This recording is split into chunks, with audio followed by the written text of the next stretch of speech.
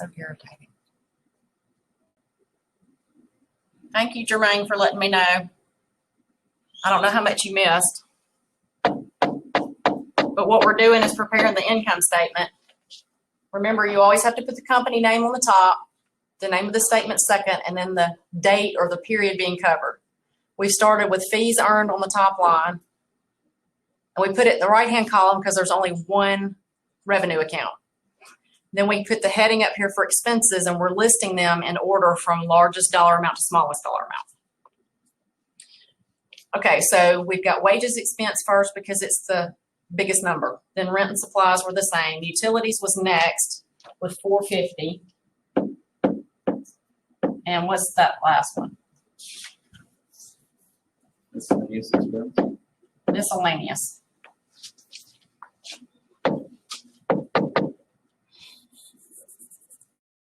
Away.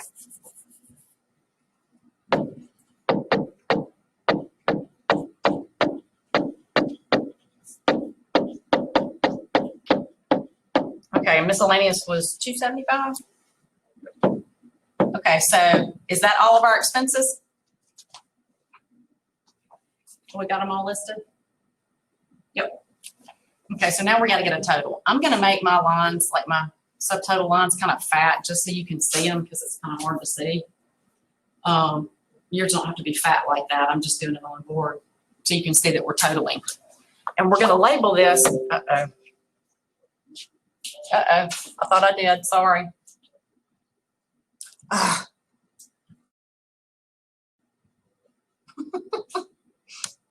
I'm sorry, y'all. Operator error. But thank you for keeping me posted because that's how I know. I can't tell otherwise if it stops or if I'm not sharing. Okay, so we'll put a total there, total expenses. Uh-oh. Oh, thank you. I was like, not again. All right. So how much is that? What's our total expenses? $44.50. Okay, so $4,450? Yep. Okay, so I'm gonna drop that in here. I'm gonna draw another line because we're getting a new answer. Take the difference between your revenues and your expenses like the formula shows you. And that will be how much?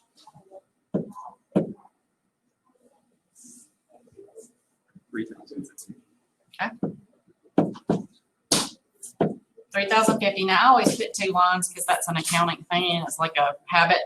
But what that kind of means in the accounting world is, okay, we're done with this one. This is my final answer. All right, so we're going to label this net income because it's a positive number. If it had come out as a negative number, then it would be net loss. Y'all following so far with all the interruptions? It always happens in this 50-minute class, but this is the only one I record, so that would make sense with it. Okay. It's the only one I record. It's the only one I have trouble with. All right, so next, we're going to do the statement of owner's equity. And you'll see when we're working on this one why we have to do the income statement first. Okay, so what goes on the top line of the heading? I can't hear you. Name of the company. Name of the company. You're muffled. It's people who are quiet, it's even worse. If you're quiet, then I really can't hear you. Okay, so for the date, we're going to do it just the same way we did for the income statement. For the month ended, sorry. I always want to say ending, and why it's ended and not ending, I have no idea. That they didn't consult me on the grammar, but I would have probably told them to do it differently. I'm sure there's a reason. Who knows? And one thing to maybe kind of help you remember how the date line is formatted, you know, your income statement, we're showing how much was earned in fees throughout the whole month. How much do we have for all these expenses for the whole month? So it's covering the whole month. You're getting a look at the whole month. Same thing with statement of owner's equity. We're going to show what changes in owner's equity occurred in November. So we're going to start on the top line. Y'all, I don't know about y'all, I'm glad it's Friday. My brain needs a break.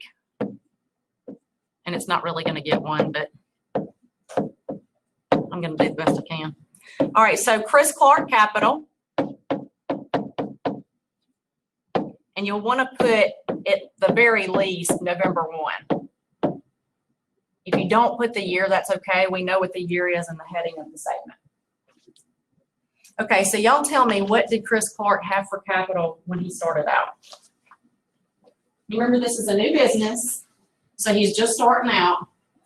What did he have for capital on the very 1st of November when the business opened? 25,000. Did he? Yeah, 25,000 cash, right? He put 25,000 in, but at the beginning of that day when he started that business, what did he have in capital? 0. Y'all watch when you're doing these problems. If it's a new business and that's their first month to be in operations, beginning capital is going to be 0. Now, he created himself some capital that day by depositing money in the bank. But, you know, when he got out of bed that morning, he didn't have any capital in the business. He created some by putting money in the bank. All right, so we're gonna put owner investments. And I'm gonna tell you now, you're not always gonna have owner investments. We do in this problem, but you won't always. If it's easier for you to remember the format and not to have to leave a line off, I'm not gonna count off if you write owner investments and either put 0 or a line or something indicating there's nothing. Because I know for some people, it's easier just to go ahead and remember the whole format than trying to remember if you don't have something, just leave it off. It kind of gets things in the wrong order and you get confused. Either way, I'm okay with it. So his owner investments were how much? 25,000. This is a common mistake that is made. Often if you have a problem with a new company, that 25 will get put in the beginning capital number. But think about it, when he got out of bed that morning, he didn't have any capital. He wrote a check out of his own checkbook and put it in the business, and then he had capital on the first, the first month of business. Now, if he'd been in business for 6 months and he went in and put capital in, we'd have that beginning balance of whatever he came into the month with. But he'd still have an owner investment if he put money in the bank for the business that month, even if it was the first day of the month. Okay, so the next thing you're going to put on here is net income. How much is our net income? 3,000. 3,050. So we have to do the income statement first so that we can get this net income number to drop in on our statement of owner's equity. And this was what I was kind of trying to tell y'all without being too confusing about how revenues and expenses affect owner's equity. They end up getting rolled into it at the end of a period. They're combined with equity, but they're not equity in and of themselves. Does that make sense at all? It will get easier as we go along because you'll understand why. But I can't really explain why to you right now because I'll be jumping ahead 2 chapters and we're just not there yet. So just, just buy into it and you'll get it later. Uh-oh, I did not touch it. I did not touch it. Oh, my sleeve touched it. Yesterday I was writing on it. I had paper in my left hand. I guess I kept brushing it, and me brushing it real light like that was erasing it. When I'm trying to erase with my hand and it won't go anywhere. It hates me. Okay, so on the next line, we're going to put owner withdrawals.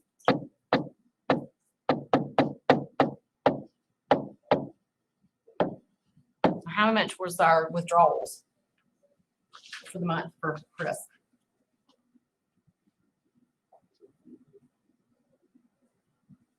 $2,000. It was 2,000. We're going to subtract that from these other numbers because these are adding to equity. This one is taking away. So make sure you put parentheses around it and make sure you subtract it. He added to equity with the 25,000. The net income increased his equity, but he took money out, which decreased his equity. So since you've got 2 positives and or 2 adds and a subtract, you've got to make sure you indicate that on the form so you know to subtract. Okay, so combine these 3 numbers and tell me what you get. $26,050. 26,050. The label for this is going to be increase in owner's equity.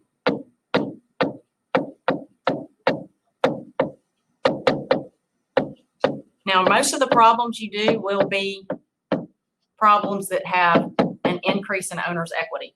But if that number happened to be a negative number that you came up with on that line, it would be a decrease in owner's equity.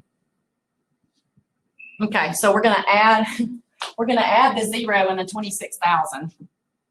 And obviously you get 26,050.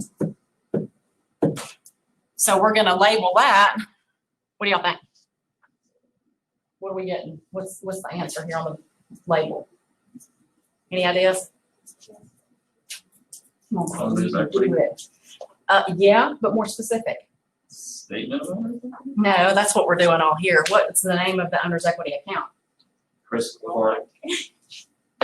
Chris Clark Capital. It's the end of the month. Right, November 30. Because that's what we're doing. We're taking the beginning balance, which was 0 in this case, and we're showing everything. If you'll remember back earlier when we were going through the first part of the chapter, things that affect owner's equity. Owner investments, increase it. Net income increases it, or a net loss would decrease it, and owner withdrawals decrease it. So that's something we had earlier in the chapter. I don't know if I put that picture in there for you or not, but it's in the book. There's a little picture in the book that shows you that. Okay, so I'm gonna put my 2 lines there because I have weird habits. Okay, so we're moving to the balance sheet. Maybe. And remember, your income statement is just revenue and expenses. Do not put anything from owner's equity on the income statement except for getting that net income number that you're going to use on the statement of owner's equity. So we're only going to see fees and expenses listed out. The balance sheet is where you put assets, liabilities in that final equity number. So on the top line, we've got company name, messy. I don't even know why I care, especially when it's doing this. Net solutions. Y'all are just gonna have to forgive the messiness because I can't get this thing to react. All right, now this is the only statement where the date is different. It's a specific date, and you're gonna use the last day of the month, which would make sense. Respond. So November 30, 2018. I almost put 2020. Oh. I think this is probably a year that we're all going to want to forget. The edit is driving me nuts. Why will it not erase? Even when I put it, I just shouldn't care. That's what I should do. Just see, and I did it. I did it because I said it. Yeah, let's try. Watch how easy this is.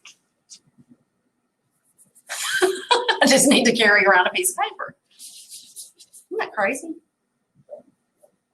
It's only taking out the bottom part of it though. It's bound to be something I'm doing. It doesn't like me. Maybe I'm hitting it too hard. Okay, so it's 2018 is the year we're looking at. Okay. So the first thing we're going to do is list our assets. So we're going to put a heading on here for assets.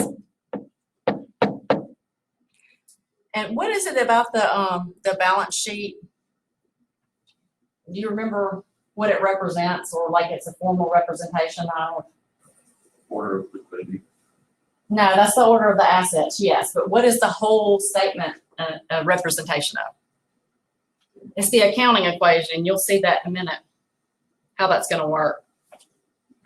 Okay, so the first asset we need to list is the most liquid, which is what? Cash. You're always going to list cash first. That's a given, will not be any different. How much is our cash?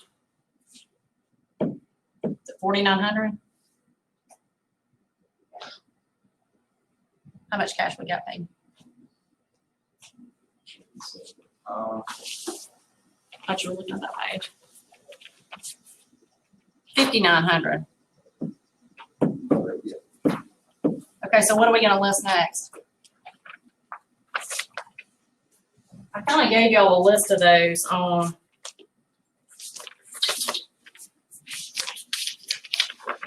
the previous couple of pages, I think. Yeah, on page 10, down at the bottom, you got a list of the order they go in. So what's second? Accounts receivable. Accounts receivable.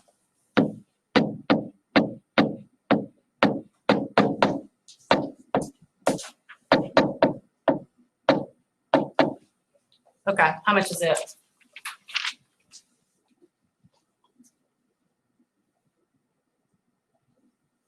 I'm gonna have to get these live streaming people to join us, like join the live stream instead of just watch it so they can like put their 2 cents in.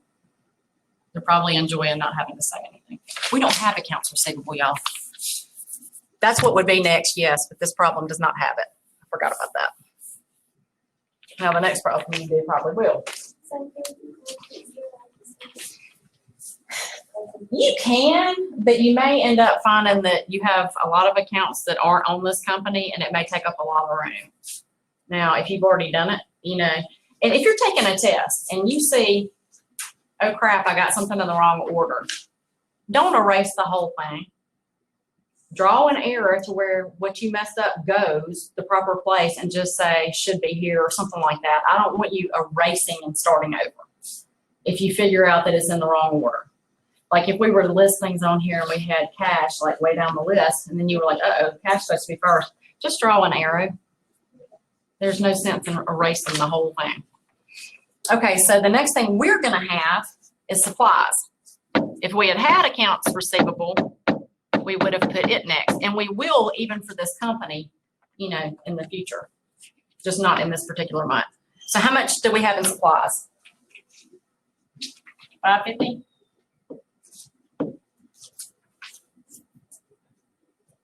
It's all right, $550? Yeah. You're supposed to be awake. I'm working on it. I don't know about the rest of you. Y'all have any caffeine? I need to get one of those loaded teas. Have you ever tried one of those? They're expensive though. They're really good. I'm one of the lucky ones. If you like fruity stuff, they're yummy. I'm lucky. I can just wake up when I get up. Yeah, I'm not so lucky. All right, so the last one under assets, we have land. He purchased that land. And all of these numbers, remember, are coming from page 9 from those T accounts where we summarize the transactions. So how much do we have in land? 20,000. 20,000. So add up my assets for me and tell me what do I have for total assets. We did that over here where the T accounts are, so you probably already have the total. 6,450. That is correct. So we're done with our asset section, but you're going to label this line total assets.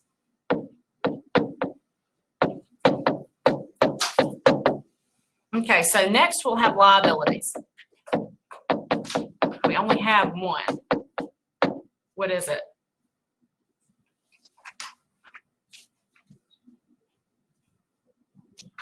What's your one liability? The accounts receivable. Right? Almost. Accounts payable. So we got accounts payable, and how much is it? 400. 400. Even? No, 450. I don't remember. That's longer. Okay, so since we only have one liability listed, we don't have to get a total. We can if you want to, if it's easier to remember that. But it's not necessary. So if you wanted to just go ahead for formatting purposes to remember it in the future, you can go ahead and do that. It's not necessary, but it's not wrong either. So you could just go ahead and do this and put 400. And now we're going to list anything that goes in our owner's equity section, which for a sole proprietorship, you're only going to have one thing under owner's equity. And it's going to be Chris Clark Capital. Now Now, we don't have to put November 30th on here because this statement is dated November 30th. So the assumption is this balance is November 30th balance. So what is that number? 26,000. If it's going to show me. There's a delay. It's on your owner's equity statement that we just did, the 26,050. Why is it not showing that? There we go. So that's why we do this statement first, so you can get the ending owner's equity number. That's the reason we do them in this order.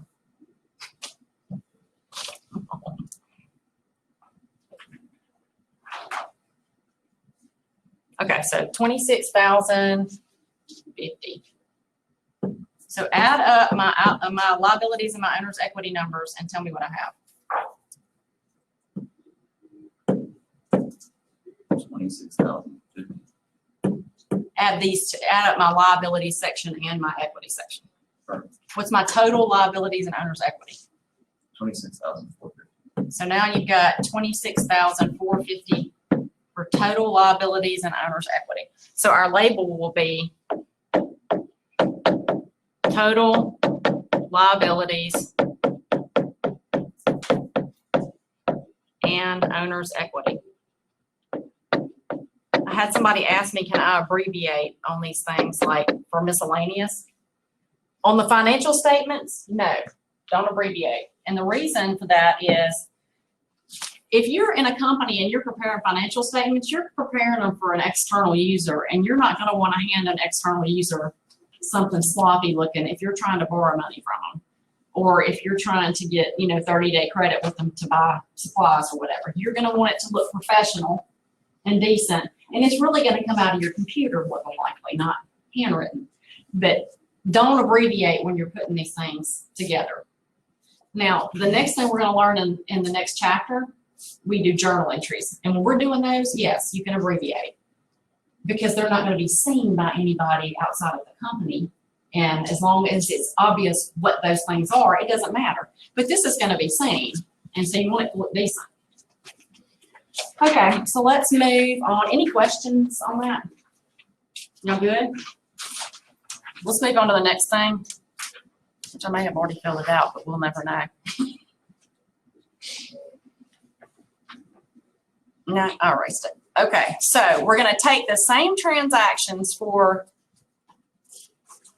Net Solutions, and we're going to apply the cash flow statement rules to it. And so we're going to look at each transaction and decide, does it even affect cash? Which section of the report would it affect, or where would it be? And is it an increase or a decrease to cash? So at the top, 1, 2, and 3, you've got listed the sections and what goes in each one. So that's where we're pulling this from. Okay, so transaction A, he opened a bank account using personal funds, 25 grand. Did that affect cash? Yes. The business is cash. Yes, it affected cash. Did it increase or decrease cash? Increase. It increased it. When he put that money in there into the business bank account, he increased the business's cash 25 grand. Now, what cash flow section does this go in? Financing. It goes in financing. And if you look under the description for financing at the top of the page, it tells you that owner investments and owner withdrawals go in the financing activities section.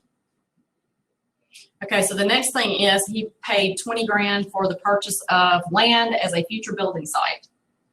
So did that affect cash? Yes. It did. It affected cash $20,000. Did it increase or decrease cash? Decrease. It decreased our cash. So what section would that go in? Investing.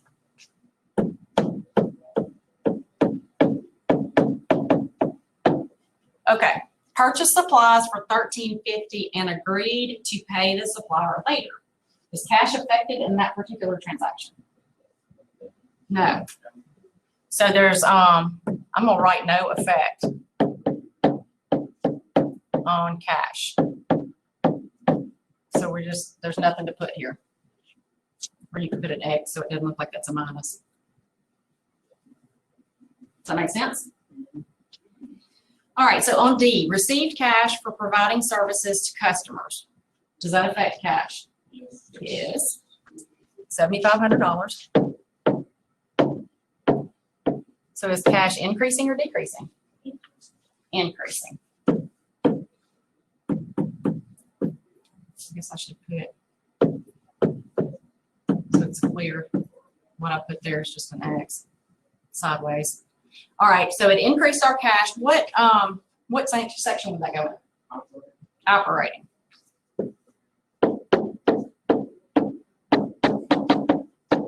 Okay, so the next thing, paid the following expenses. And we had a total, I think there were $36.50. The total of these was, you have to look at your T, but I think it was, yeah, the total of all of these was $36.50. So did that affect our cash? We paid them. So yeah, it affected our cash by $36.50. Did it cause it to go up or down? Down. Our cash decreased. So what section would that go in? Operating. Operating again. Because it's everyday expenses. It's everyday expenses of running that business. Paying wages, paying the electric bill. Y'all know what wages are. Everybody know what wages are? I mean, it's okay. There's some terms I didn't even know what they meant. Salaries.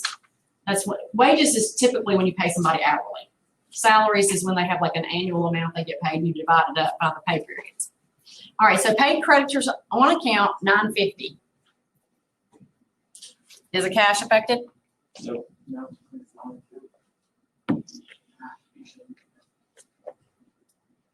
That's where this gets tricky because we're taking what we've done in that first couple of parts and we're having to convert it to cash. Did I tell y'all what we're learning is the accrual basis? Did we talk about that?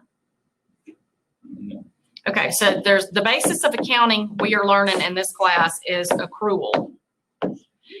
And that goes along with the matching principle. If you have an expense and you have revenue in a certain period, regardless of whether you've gotten the cash or paid the cash out, we're going to pick that expense or revenue up in the period when it happens.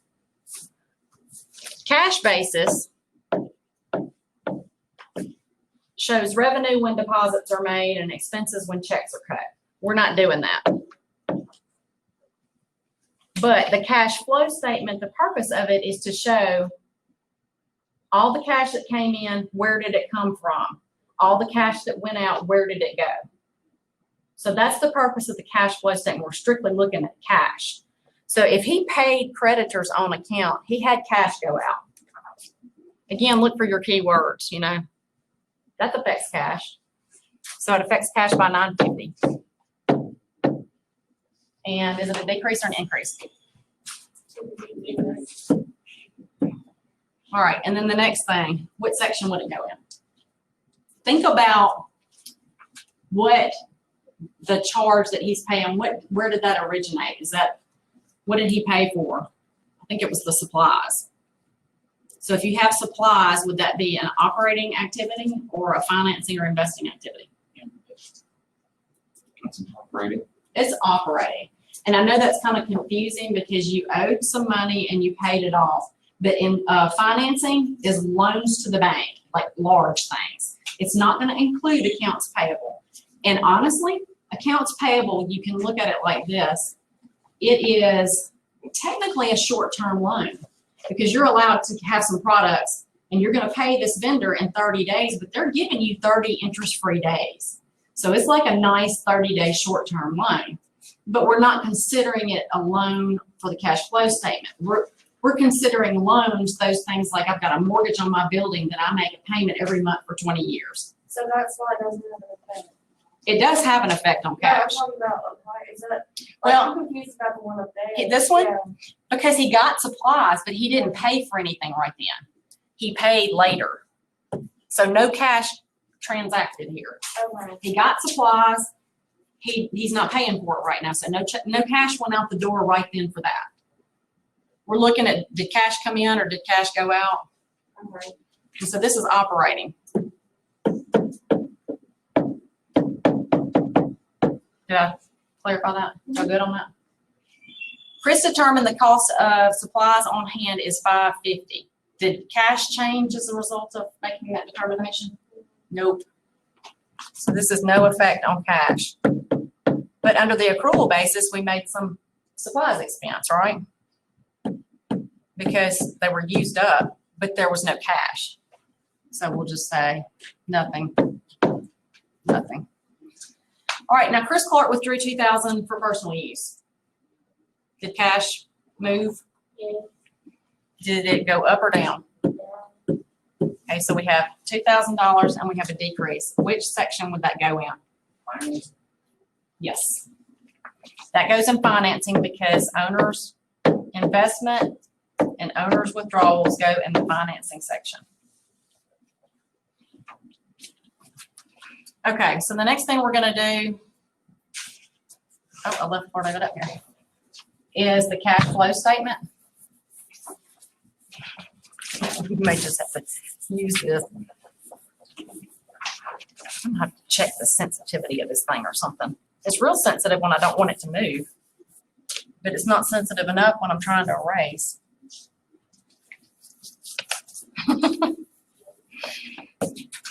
All right, so put your header up there. You've got your company name. Goodness gracious, I mean, seriously?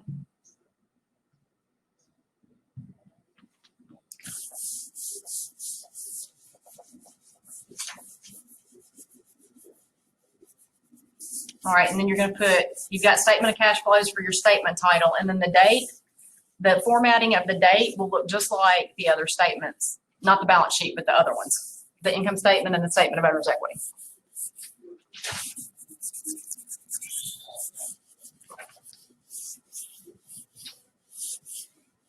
This ain't looking so good either. I'm gonna have to get a tutorial on how to erase a smartboard this weekend. I would love to know sometime how much time we waste on stupid stuff like that. It just takes forever. Okay, so now we're going to take that little chart that we just did and we're going to put that in to a formal format in the cash flow statement. Okay, so the first section we're going to show is operating activities. So how you will title that is cash. Let's receive. Cash flows from, sorry about that, cash flows from or used for operating activities.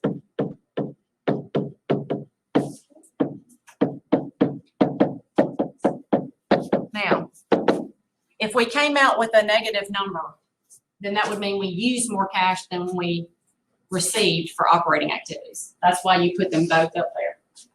All right, cash received from customers. How much did we get from customers?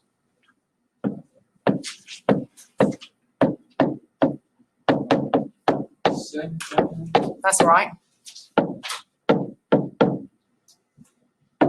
Since we have a couple of things to list here, we're going to put that number in the center column. Okay, the next thing we're going to do is cash paid for expenses and to creditors.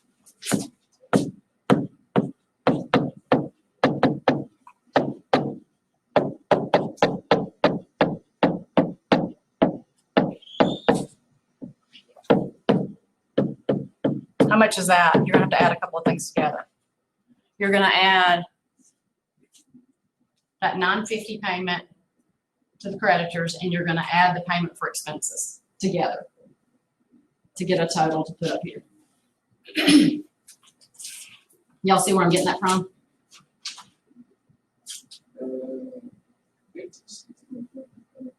You said 3650 and 950. Yeah, it's going to be 40 something, isn't it? Yeah, 4600. 4,600? I'm joining. Yes. 4,600. Now we're gonna show this in parentheses because this is cash going out. We've got cash received, cash going out, so we don't want to show it as a positive and add them. So take the difference between the two. I'm so frustrated with this thing. Had enough.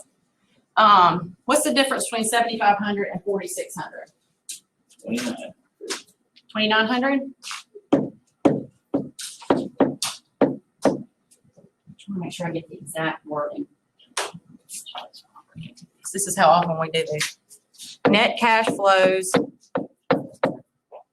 Clash. That's what I'm thinking. Net cash flows